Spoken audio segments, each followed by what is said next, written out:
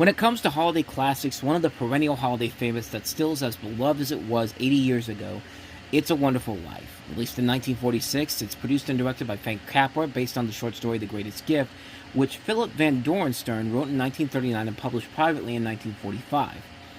The film stars James Stewart as George Bailey, a man who's given up on his dreams in order to help others and whose imminent suicide on Christmas Eve brings about the intervention of his guardian angel, Clarence Oddbody, played by Henry Travers. Clarence shows George all the lives he has touched and how different life in this community of Bedford Falls would have been if he had never been born.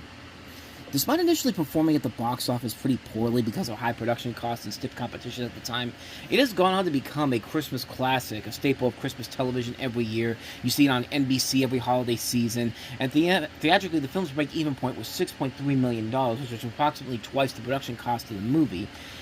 But it has made up for that and then some. It has been considered one of the most critically acclaimed films ever made. It was nominated for 5 Oscars, including Best Picture, and has been recognized as one of the 100 best American films ever made.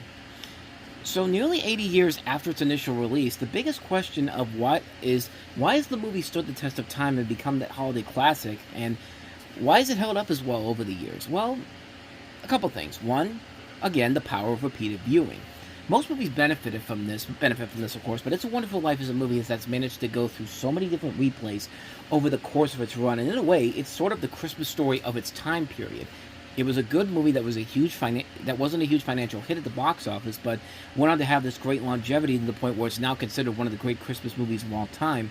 And it also helps that NBC allows this movie to be played on multiple times during their Christmas season, especially since NBC and USA Network are owned by the same company, and that means Universal can use all their networks to play this movie. You see this movie airing on their networks at least once, with NBC playing it twice a year. But 2 is parody. Like with most popular things, It's a Wonderful Life has been parodied numerous times in different forms: comics, movies, books, TV, and many, many more. When I think of the best ones, you gotta go to the alternate ending from Saturday Night Live, the Tiny Toons Christmas episodes, some really good parodies where, the Fairly Odd Parents, Robot Chicken, Nostalgia Critic, where they show what life would be like, and it turns out life's actually pretty good without the main character involved. As long as those parodies still stick around, the film will still be just as memorable as it should be. That is if they don't do just what they did with A Christmas Story and just make something because it's a popular thing to parody for them with no effort being put into it at all, like that terrible singular commercial they did with A Christmas Story. 3 is the relatability to its audience. The movie itself has this lasting impact because, again, like A Christmas Story, the audience can relate to a lot of what the film's story is about. A lot of us get depressed at this time of the year due to something related to the holiday. We've all been in George Bailey's state of mind at some point, and we can understand his dilemma. A lot of the scenes in the movie we can also relate to. We can relate to George trying to save his boss's business after he accidentally puts poison in children's medicine. We can relate to George wanting to venture out into the world, but something keeps forcing him back, whether it involves Potter or the town, and we can relate to him wondering what life would be like if he was never around. All of it feels realistic and genuine, and for the most part, it makes us just as happy as George is when he has that newfound hope for the future, which leads to the last point of why this film has held up for so many years. It's just a damn good movie. Aside from, a couple of outdated cliches, like George's wife becoming a librarian in a world or being seen as a bad thing, the movie still holds up very well because of its relevance. It will always be that story that audiences can relate to, with characters just as memorable as Ralphie, Clark Griswold, or Kevin.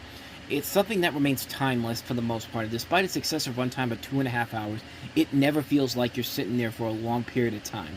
It doesn't feel forced. It doesn't feel padded out. Nearly every element of the story is as important to what the film is trying to get across, and the ending is just one of the more heartfelt moments of any film, because you see how much a town is willing to go to prove to somebody that they matter, and it's a great way to end the story like this.